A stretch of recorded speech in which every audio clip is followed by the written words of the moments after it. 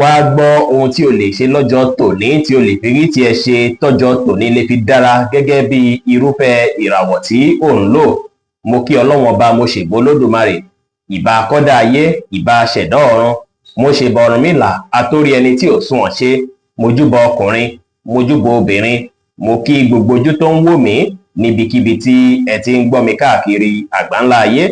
Èyí ni ìwádìí ojoojúmọ́ fún gbogbo ìràwọ̀ pátá àti ṣíṣe àti máṣe fún gbogbo ìràwọ̀ pátá ti tòní tí ń ṣe ọjọ́ Sunday May 18 ọdún 2025 tá wà nú èyí. Ẹ̀yin tẹ́ ń wò mí pátá, ẹ dákun ẹ dábọ̀, ẹ bá ń follow, ẹ bá ń like, kí ẹ bá ń share, kí ẹ sì bá mi subscribe.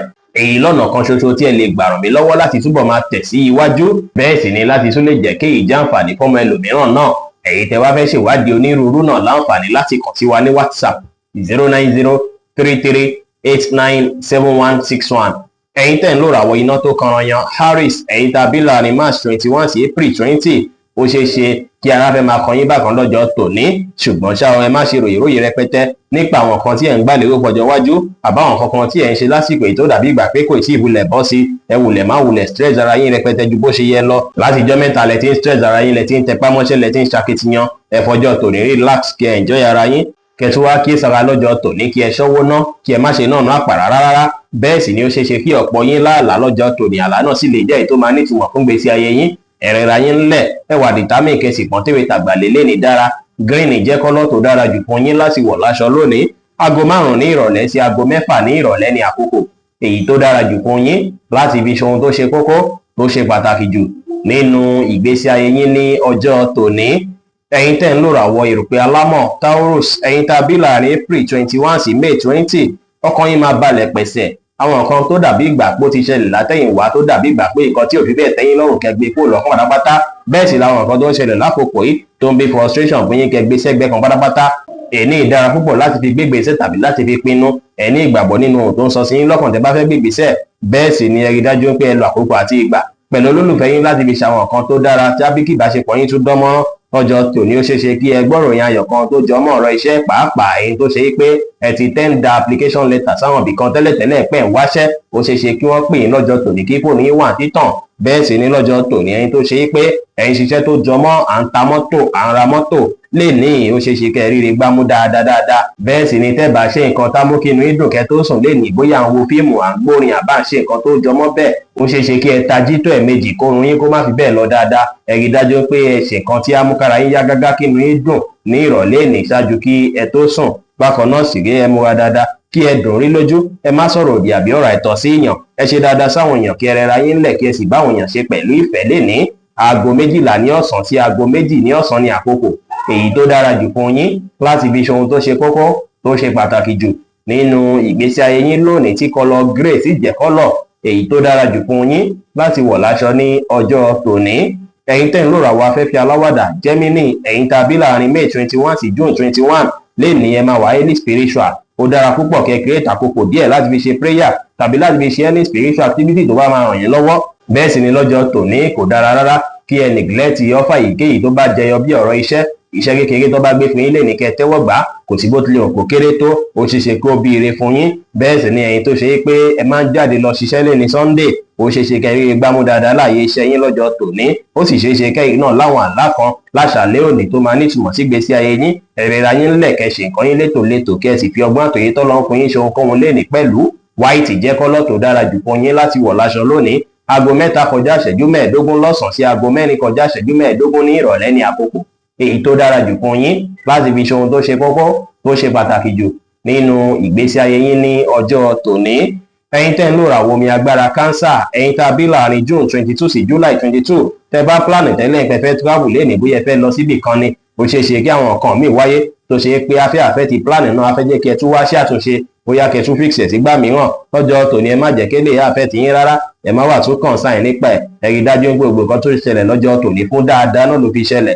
Bẹ́ẹ̀ sì ni lọ́jọ́ tòní ẹ̀yin tó ṣe pé ẹ̀ ń ṣe bísínẹ́sì kan àbí méjì, ẹ lè polówó rẹ̀ lénìí. Látàrí pípolówó rẹ̀ ó ṣeéṣe kẹ́ rí ire gbámú dáadáa. Bẹ́ẹ̀ sì ni lọ́jọ́ tòní ó ṣeéṣe kí ọ̀pọ̀ yín kí ẹ ní sleep issue lọ́jọ́ tòní kẹ́ má lè relax dáadáa, ṣùgbọ́n ẹ rí dájú pé ẹ mọ́kàn ara yín balẹ̀ dáadáa pẹ̀sẹ̀. Lénìí ẹ má dá sọ́rọ̀ tí wọ́n pè tí àbẹ́ tí ó kàn yín. Ẹ rẹra yín ńlẹ̀ kẹ́ ṣe dáadáa sáwọn èèyàn lénìí pẹ̀lú. Aago 10 láàárọ̀ sí aago 11 kọjá 30 ìṣẹ́jú láàárọ̀ ní àkókò èyí tó dára jù fún yín láti fi ṣe ohun tó ṣe kókó tó ṣe pàtàkì jù nínú ìgbésí ayé yín lónìí. kọ́lọ̀ pink sì jẹ́ kọ́lọ̀ èyí tó dára jù fún yín láti wọ̀ láṣọ ní ọjọ́ tòní. ẹ dúró ná, mo lérò wípé ẹ nífẹ̀ẹ́ sí fídíò tẹ́ ń wò lọ́wọ́lọ́wọ́ yìí, ó sì ṣe yín láǹfààní púpọ̀. ó yẹ abẹ́ ṣe nífẹ̀ẹ́ sí yìí, ẹ bá wa share, ẹ bá wa like, ẹ bá wa comment, kẹ bá wa subscribe, kẹ engage, kí ẹ follow wa. ẹ ṣeun púpọ̀. Ọlọ́run á san wá ní ẹ̀san èyí tí a ṣe yìí. ọwọ́ ta sì fi ń share rẹ̀ àní fi gbọ́mọ sí láṣẹ Ìdùmarè.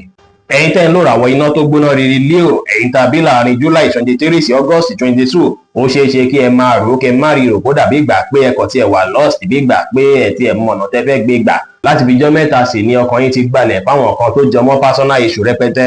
lọ́jọ́ tòní kò dára rárá láti gbégbèsè àbí láti pinnu lórí okòhun. tẹ́ bá wò pé bóyá kẹ báyàn kan sọ̀rọ̀ tó súnmọ́ yín, ẹ lè ṣe bẹ́ẹ̀, bóyá yẹn lè jẹ́ kẹ feel better. bẹ́ẹ̀ sì ni lọ́jọ́ tòní ẹ lè gbára lé olólùfẹ́ yín látàrí pé ó máa support yín dáadáa. lọ́jọ́ tòní tí rèé tó bá dàbí ìgbà pé ọ̀pọ̀ ẹlòmíín nínú yín bóyá iṣẹ́ tó ń ṣe ó ti sú wọn, bóyá wọn fẹ́ ṣe mọ́, ó ṣeé ṣe kí ẹ rí ọ́fà míì lọ́jọ́ tòní. tẹ́ bá sì rí ọ́fà náà kẹ embrace ẹ̀, kẹ welcome rẹ̀. lọ́jọ́ tòní ẹ̀yin tẹ́ ń ṣiṣẹ́ tó jọ mọ́ medicine tàbí doctor tàbí nọ́ọ̀sì, ó ṣeé ṣe kí ẹ ríre gbámú lénìí. ẹ polówó ara yín dáadáa lọ́jọ́ tòní, á ràn yín lọ́wọ́. ẹ ní ìrètí pé gbogbo nǹkan máa dára, ẹ ní ìgbàgbọ́ ní kíkún nínú ara yín, ẹ free mind yín kí ẹ wà positive. aago 5 ní ìrọ̀lẹ́ sí aago 6 ní ìrọ̀lẹ́ ní àkókò èyí tó dára jù fún yín láti fi ṣe ohun tó ṣe kókó tó ṣe pàtàkì jù nínú ìgbésí ayé yín lónìí, tí kọ́lọ̀ white tí jẹ́ kọ́lọ̀ èyí tó dára jù fún yín láti wọ̀ láṣọ ní ọjọ́ tòní. ẹ̀yin tẹ́ ń lò ràwọ̀ erùpẹ̀ funfun Virgo, ẹ̀yin tá bí láàrin August 23 sí September 23, ọ̀pọ̀ yín ó ṣeé ṣe kẹ́ ní mood swing lénìí tí yẹn sì máa hàn nínú ìhùwàsí àti ṣe sí yín dáadáa. ẹ rí dájú pé ẹ mọ́kàn balẹ̀, ẹ mú sùúrù lò tẹ́ bá ń bá wọn lólùfẹ́ yín sọ̀rọ̀ lọ́jọ́ tòní. tẹ́ bá ń bínú tàbí tẹ́ ń kanra ju bó ṣe yẹ lọ, ẹ̀yin ò dára. ẹ rí dájú pé ẹ ṣàwọn kan tá mú kí inú yín dùn, tá mú kẹ́ feel much better, tó sì jẹ́ pé kí ilẹ̀ tó ṣú tẹ́ bá ń ṣe nǹkan tá mú kí inú yín dùn, ẹ máa rí pé múdù yín máa padà yàtọ̀. ẹ̀yin tẹ́ wá jẹ́ obìnrin, ó ṣeé ṣe kẹ́ rírí owó dáadáa lọ́jọ́ tòní ju àwọn ọkùnrin lọ. tó bá ṣe pé ẹ ń lọ síbi ọjà yín lọ́jọ́ tòní tí ń ṣe Sunday, ẹ lè lọ, kò sí wàhálà. ẹ promote, ẹ advertise, ẹ polówó dáadáa, ẹ máa ríre gbámú nídìí ẹ dáadáa. ẹ rẹra yín lẹ̀ kẹ́ ṣe dáadáa sáwọn èèyàn, ẹ má wà bínú àbíjú rárá lọ́jọ́ tòní, kò dára.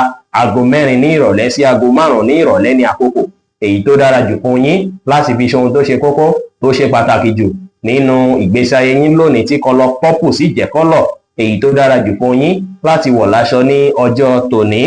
ẹ̀yin tẹ́ ń lò ràwọ̀ afẹ́fẹ́ má rí mi fín Libra, ẹ̀yin tá bí láàrin September 24 sí October 23, lọ́jọ́ tòní ẹ máa rí àǹfààní kan jẹ látara ènìyàn kan tó dàbí àgbàlagbà, tó ṣe é pé wọ́n á fún yín lámọ̀ràn, tó ṣe é pé tẹ́ bá sì máa mọ̀ràn yẹn lò, á ràn yín lọ́wọ́ nípa ìgbésí ayé, nípa ọ̀rọ̀ iṣẹ́, kódà á ràn yín lọ́wọ́ láti yanjú àwọn kùdìẹ̀kudiẹ̀ kan.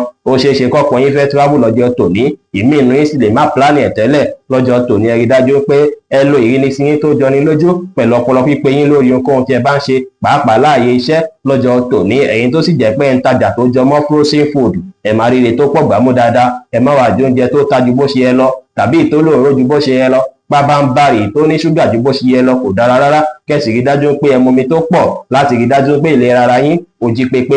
ẹ ṣe dáadáa sáwọn èèyàn, ẹ bá àwọn èèyàn sọ̀rọ̀ pẹ̀lú ìfẹ́, ẹ rẹra yín lẹ̀, kẹ́sì wá ìrọ̀rùn láwùjọ yín pẹ̀lú. aago 12 kù ìṣẹ́jú 15 láàárọ̀ sí aago 1 kọjá ìṣẹ́jú 15 ní ọ̀sán ní àkókò èyí tó dára jù fún yín láti fi ṣe ohun tó ṣe kókó tó ṣe pàtàkì jù nínú ìgbésí ayé yín ní ọjọ́ tòní, tí kọ́lọ̀ blue sì jẹ́ kọ́lọ̀ èyí tó dára jù fún yín láti wọ̀ láṣọ ní ọjọ́ tòní.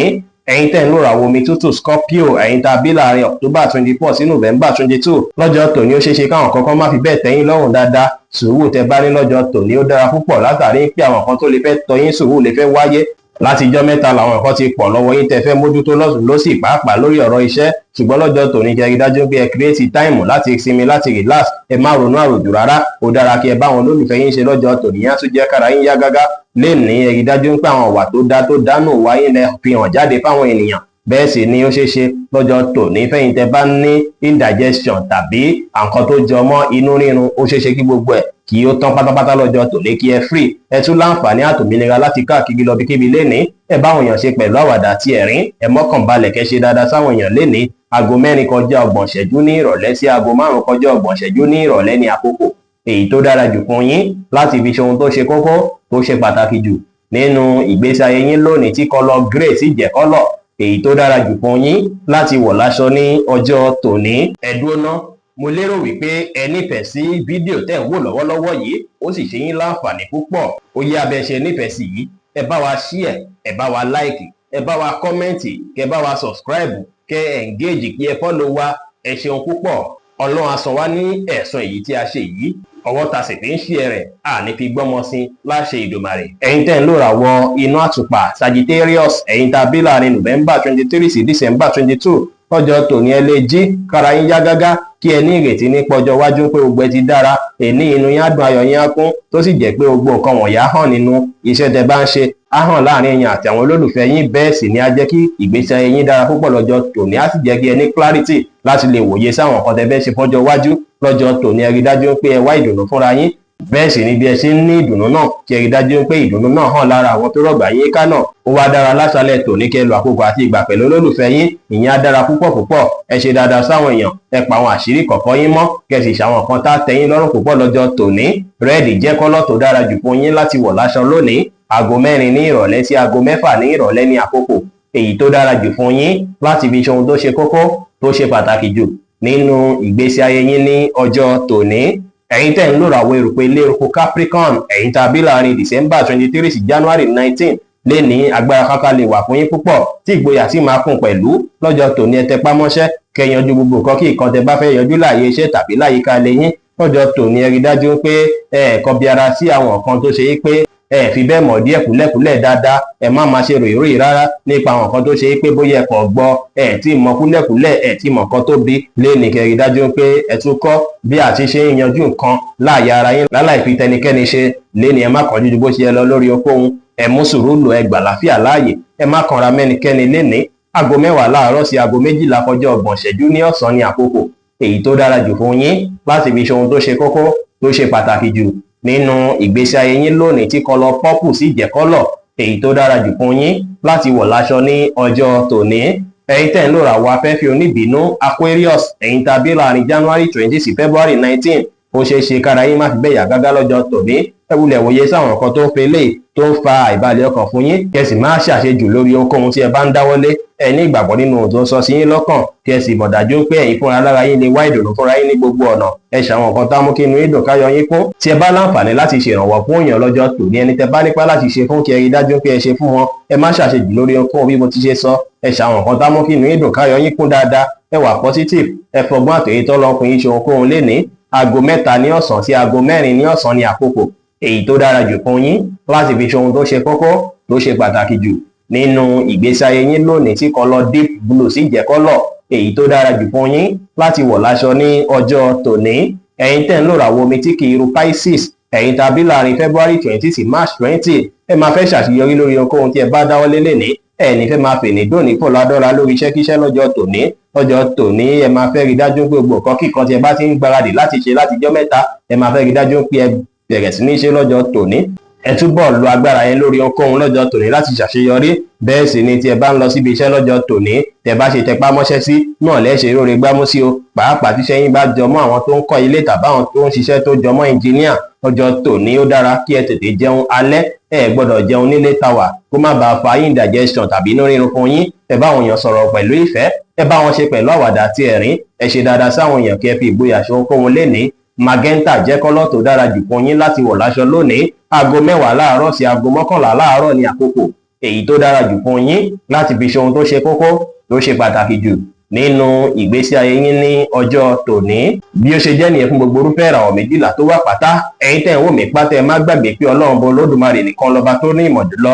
Fẹ́yìn tẹ́ fẹ́ ṣèwádìí onírúurú, ẹ láǹfààní láti kàn sí wa ní WhatsApp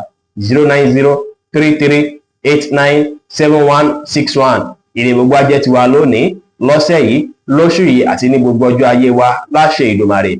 Ire o.